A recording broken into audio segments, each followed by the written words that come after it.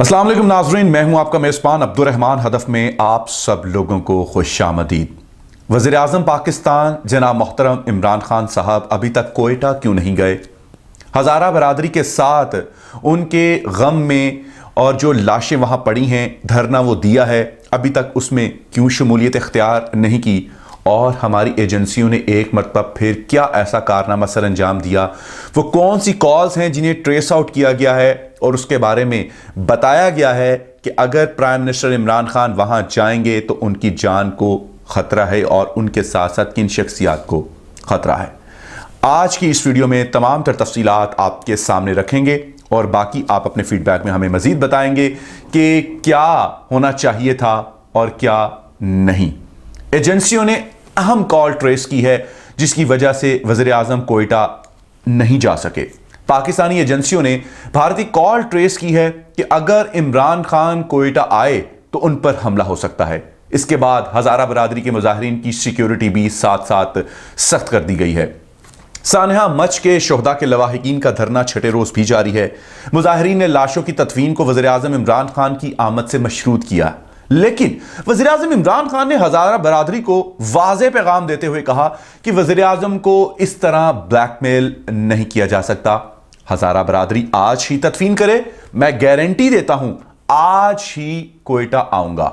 आखिर वो कौन सी वजूहात हैं जिनकी बिना पर वज़ीर आज़म इमरान खान कोयटा नहीं जा रहे?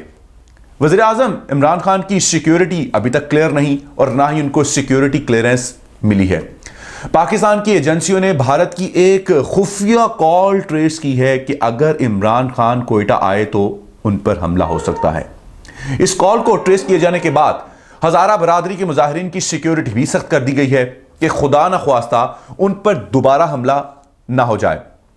लेकिन प्राइम मिनिस्टर इमरान खान की तमाम तर बातें ठीक हो सकती हैं, हमारी सिक्योरिटी एजेंसीज की तमाम तर रिपोर्ट्स बिल्कुल ठीक हैं, लेकिन जो अल्फाज का चुनाव है कि मुझे ब्लैकमेल नहीं किया जा सकता, पहले उनकी तदफीन करें फिर मैं आऊंगा, यह भी बात ठीक है।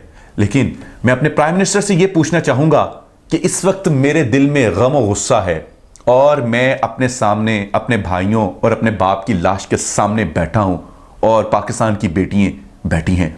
क्या आपको ये अल्फाज जेब देते हैं कि मैं ब्लैकमेल नहीं हो सकता? ठीक है, आपका कहना ठीक है, हो सकता है इस हद तक, लेकिन अपने अल्फाज का चुनाव बिल्कुल ठीक करना चाहिए, क्योंकि इस वक्त जो बरादरी पहले ही गम और गुस्से से गुजर रही है उनके दिल पर और ज्यादा तीर चलेंगे और इसका फायदा यकीनन ऑपोजिशन उठाएगी, जो कि एक दिन पहले ऑपोजिशन की तमाम पार्टीज, मरियम नवाज साहिबा, बिलावल भुट्टो साहिबा एक दिन पहले बन्नू में जलसा कर रहे हैं।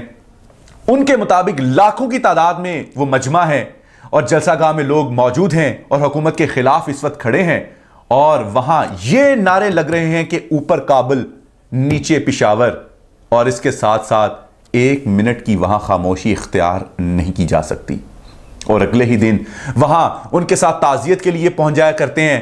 तो ये क्या है?